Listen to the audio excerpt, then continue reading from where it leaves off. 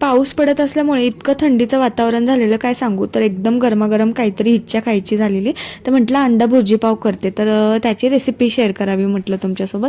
मी अंडा भुर्जी पाव जेव्हा पण करते अंडा भुर्जी, तेव्हा मी बटरचं चूज करते. तुम्ही पण करून बघा, तुम्हाला नक्की आवडेल. तर बटर चांगलं मेल्ट झालं की त्यामध्ये आपल्याला कांदा एकदम बारीक कट करून टाकायचा आहे. त्यानंतर हिरवी मिरची टाकायची. मी 2 हिरव्या मिरच्या टाकल्या, तुम्ही एकदम बारीक कटही करून टाकू शकता.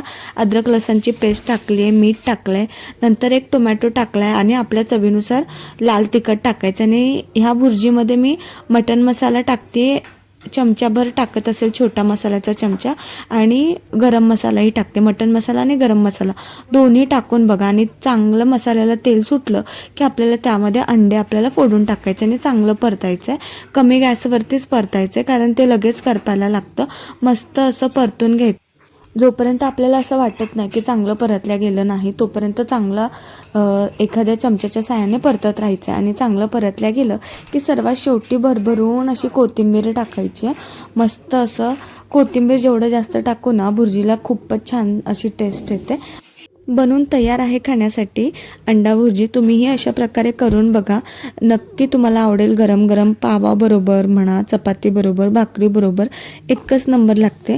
आणि व्हिडिओ आवडला असेल तर लाईक करा आणि पुढे जेवढं होईल तेवढं शेअर करा. आणि जर कोणी माझ्या चॅनलवरती नवीन असेल तर तसंच न जाता माझ्या चॅनलला सबस्क्राईब करायला विसरू नका. कोणी कोणी काय करतं, व्हिडिओ बघतं पण त्यांच्या ध्यानातच राहत नाही सबस्क्राईब करायला. तर प्लीज तसं न करता माझ्या चॅनलला सबस्क्राईब करा, कारण तुम्हाला अशाच नवनवीन व्हिडिओ रेसिपी पाहायला भेटतील. भेटूया पुन्हा असंच व्हिडिओ घेऊन. चलो देन, बाय.